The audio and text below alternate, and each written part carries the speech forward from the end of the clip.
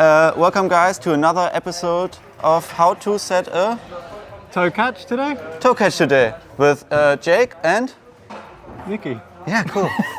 Tell me about toe catch. For me, like setting a toe catch is like formulaic. From a what? Formulaic. Like there's a formula to how you set a toe catch. Ah, okay, so there's a beta, how to, yeah. Like it's almost always a very similar setup and a similar finish position. Yeah, that's true.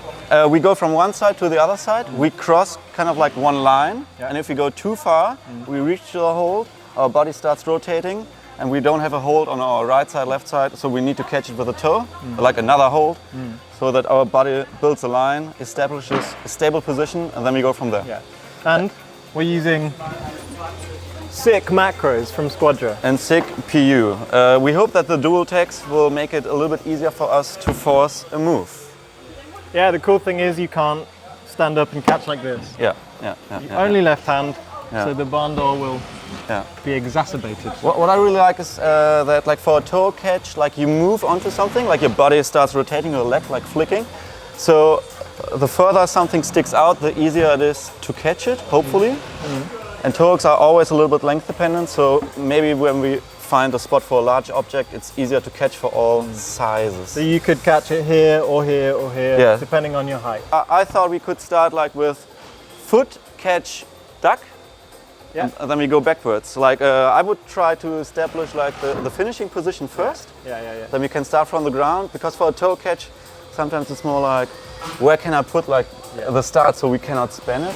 Which will be difficult. We will not set it too difficult. This guy for the toe catch?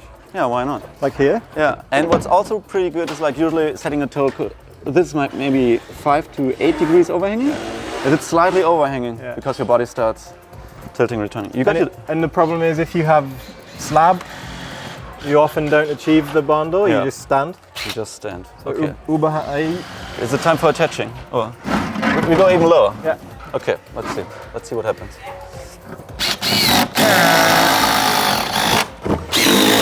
All right, so now we have to talk about the relationship between this hold and this hold. Tell me, what do we need to know? The distance. Yeah. Like how far can we go? Do we go here or to here? I would go around it, because like this little panel, what do you call it, like the angle change makes this hold even a little bit better.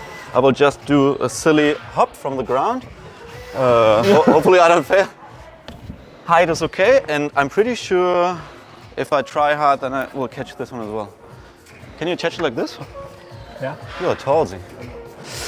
And then, yeah, it's really difficult. Like this distance shouldn't be possible to span with your hands, but at the same time, foot to hand is also a little bit length dependent sometimes. Yes. Let's see.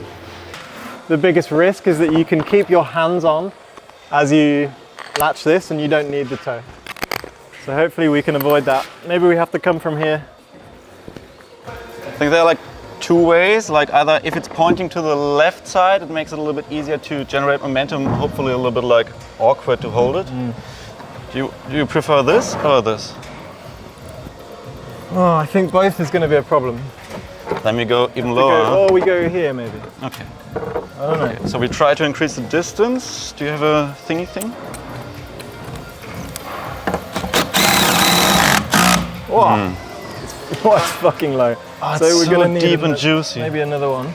Yeah. Whatever comes. We could use it, for example, like if we want to make it like really difficult, we push from this. But I think we want to make it easy, right? Yeah. Hopefully. Okay. Well, this is meant to be boulder number 6 out of 80, so it could be easy. But it's easy to tweak. Or it could be 90. If you put the starting right foot underneath, like directly underneath the toe catch for the right foot, you just like fall into it. But if you put it here, then you have to think more, you have to do more. What do you think? What are your bets? Place your bets. $5 on you, first go. Ui! It's a little bit far. Lange. It looked a little bit far. Yeah, we can move that. Between the legs. I feel like the good part is a little bit. Yeah, it needs to be here. Could be like a little bit further to the right. And then maybe this could also come up slightly. Yeah, let's do it. Try and change only one thing at a time, because if you change 2 or 3 things in one go, then you don't learn anything. You don't know which tweak made the difference. He taught me that. I'm so proud of you.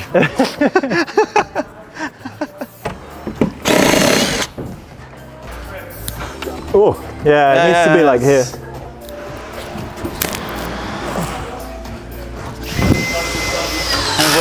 Because the foothold is so far to the left, not so far, but quite far to the left, you need to pull really hard. I would prefer to move it a little bit.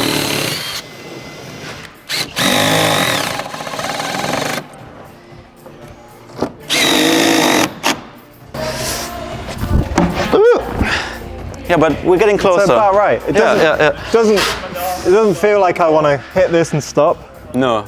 No toe. No. It's like quite awkward.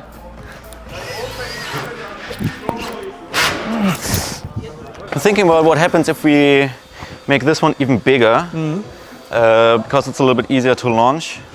Like it feels quite thuggy. Very thuggy. Really thuggy. Let me go find you a volume. We know that the position is good, but for weak people like me, who don't have like a lot of power in their arms, but also not that much body tension, we try to recreate, just create like a really comfortable starting position, so we can push more with our right leg. Hopefully, because then it's more about the tricky end position. Yeah, but that's it. Is it worth making? That's it. I got it here, like with my leather toe catch a bit better. Is it worth making this one of these also? We could try. Double depth, because there's no way you'll. Not really, huh? Let's do it.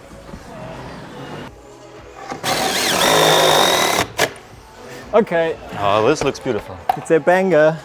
Okay. Oh.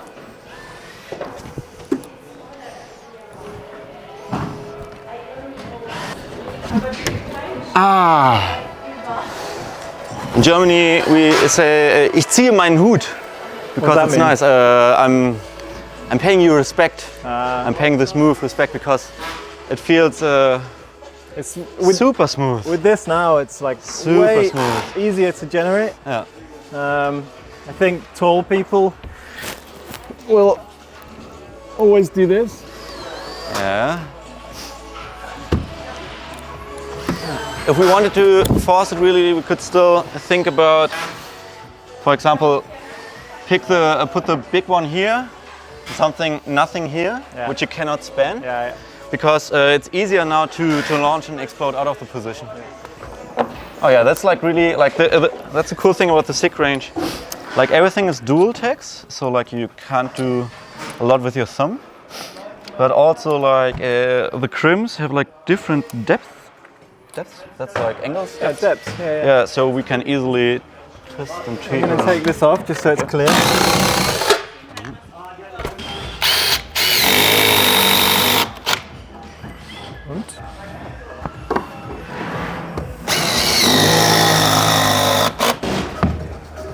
Oh yeah. Oh, it's perfect. You need to be like for the start, like you cannot lean out and pull that much. You need to be a little bit more, find the sweet spot. But this is, even for an easy climb, I think it's nice because once you find the right position, you can be underneath it. And this one helps you to shift the weight. Let's see what you feel. And if this was in cut, you could keep this hand. Yeah. Oh yeah, fuck, it's hard. It's a little bit...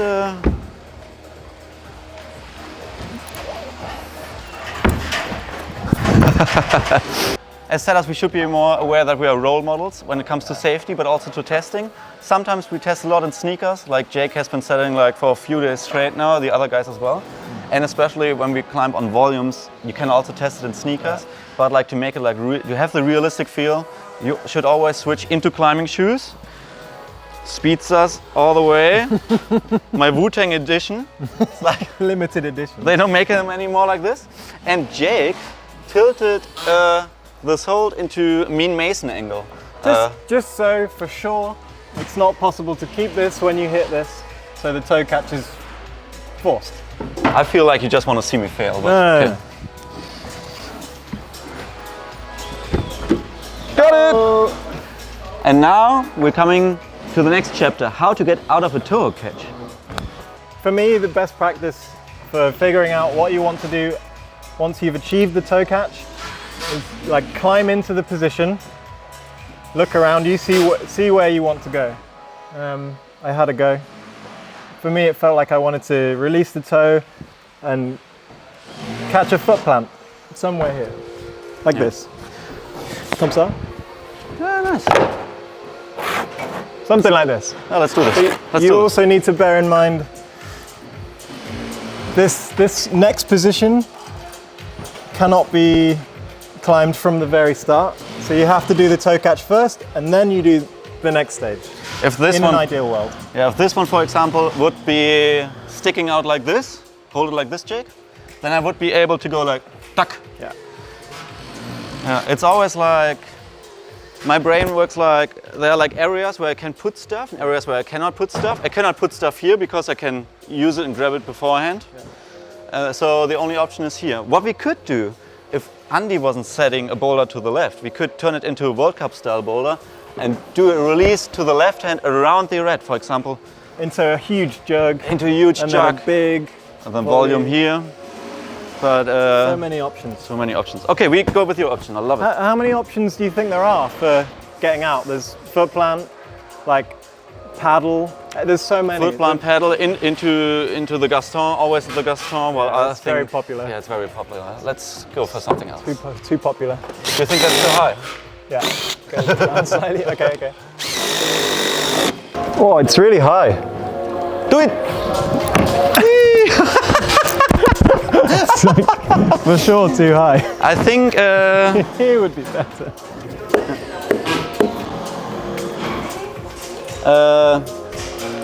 A lot of beginner setters always start the boulder from the beginning. I would not do this. Once you have a move dialed in, I always suggest like putting like holds in to get into the position. To clarify, this is not part of the boulder, this is a working jug. This will come off. That's what we call it, working jugs. Yeah. Yeah. So I can go into the torque position, be like, for example, for me it's a little bit stretched already with the right hand. So I will do karate. Karate! And fell miserably. So what else can we do? Oh, shit. It's like not really in-cut enough. No. It's like really open.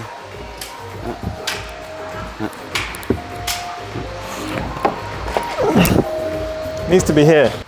Let's just decide that we don't have enough foot plant space here. We don't have enough foot. And let's try another option. Okay, so the other option would be we're in here and actually do something like this. Jump out of it. It's a little bit like we cross the line, maybe into a push. I see Manu is also ready. Wow. Yeah. Okay, Jake put the next hold in. I will try ascent now from the start. Good luck.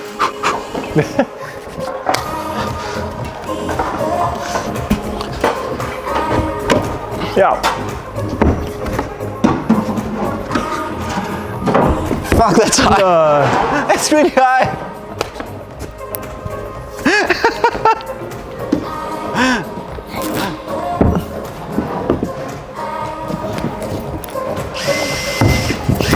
It's quite high. It's quite high. We know now that we want to have a jug, and I will just put the jug next over it, a little bit like sideways. So we have to compress into each other. Let's see. You give it a try, and then we prepared something special.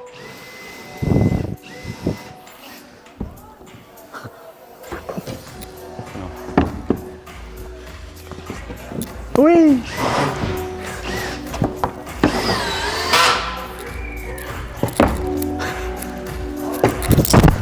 Usually after setting a boulder, we give it open for other setters to test. So we invited Manu. Manu didn't see how the boulder works yet. So it's good for us just to see like whether he finds another beta, another way to climb it. So Manu, no top hold yet, but enjoy. Yeah, that's the start. Yeah.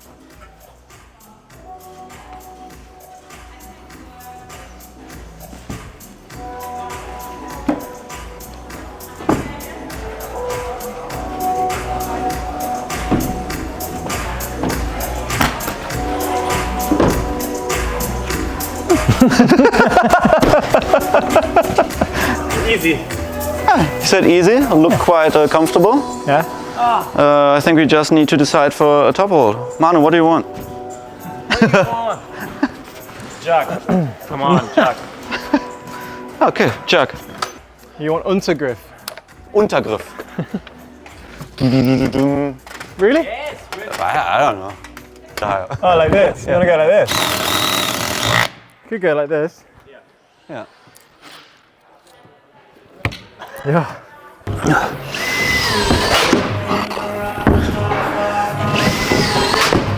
Wow.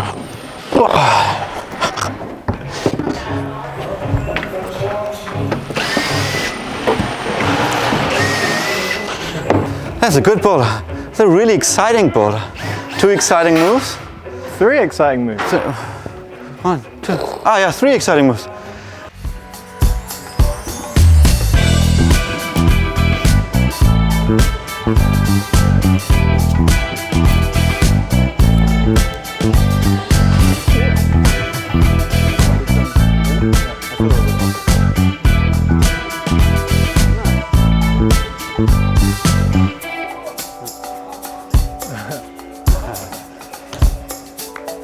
So hopefully we were able to show you how to set a toe catch in an easy way. You can also, like, from this point on, once you understand the concept, you can tweak it immediately, like so much harder. And a dual text holds serious range like the SIG range makes it a little bit more easy to set directional moves like this, which are not really breakable.